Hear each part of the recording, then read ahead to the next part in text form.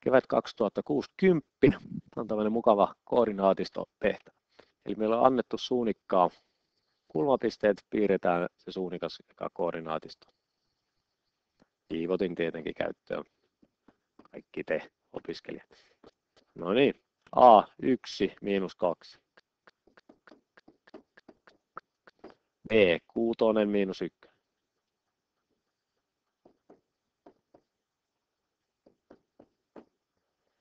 C7,2.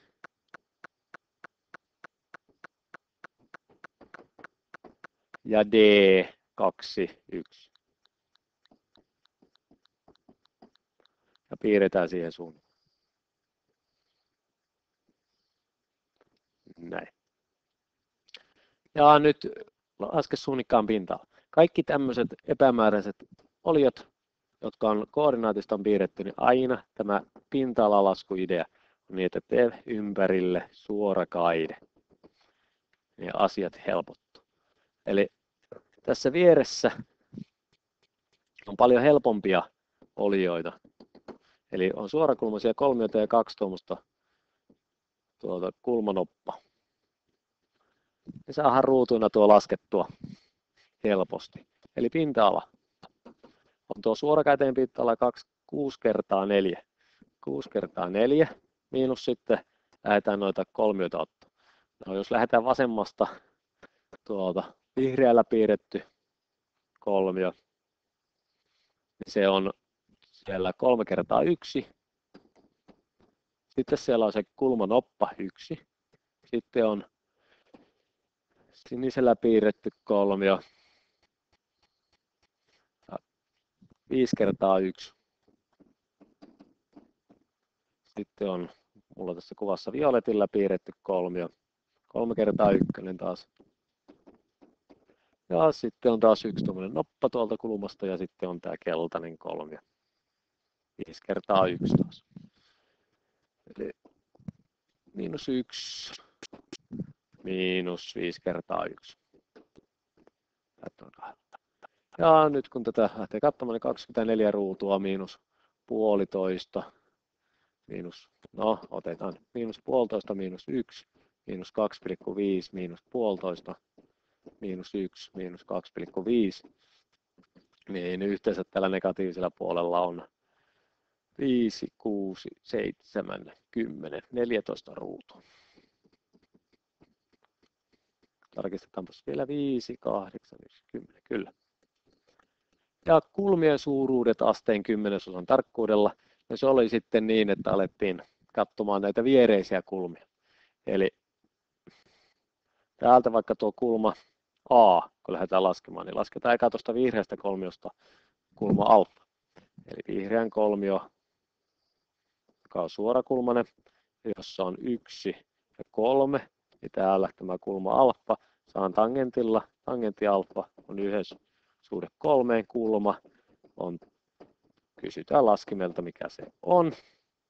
Ja kun sen laskimeen laittaa, niin laskin antaa, että kulma on 18,435 astetta.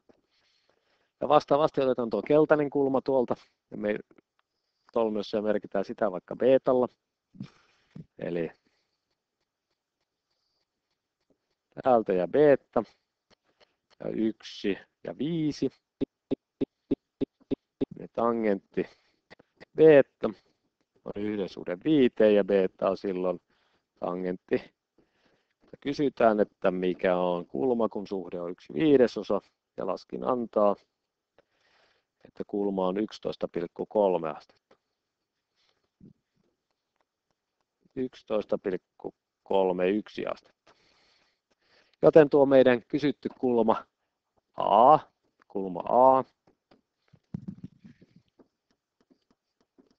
A on silloin 90 astetta miinus tuo 18,43 5 astetta miinus 11,31 astetta.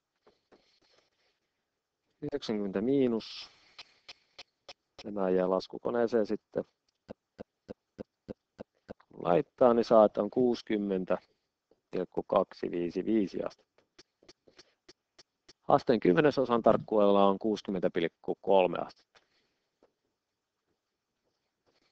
Niin. No nyt kun tämä on säännöllinen, siis suunnikas on säännöllinen, niin tämä kulma on myös samalla kulma C. Eli kulma C on sama. Kulma C on myös 60,3 astetta. No sitten kulma B ja kulma D voisi laskea samalla periaatteella, eli viereisillä kulmilla, mutta se voisi myös ottaa, että nelikulmiossa niin ne on yhtä suuria. Eli me tiedetään, että nelikulmio, niin siitä seuraa, että yhteensä 360 astetta pitää olla.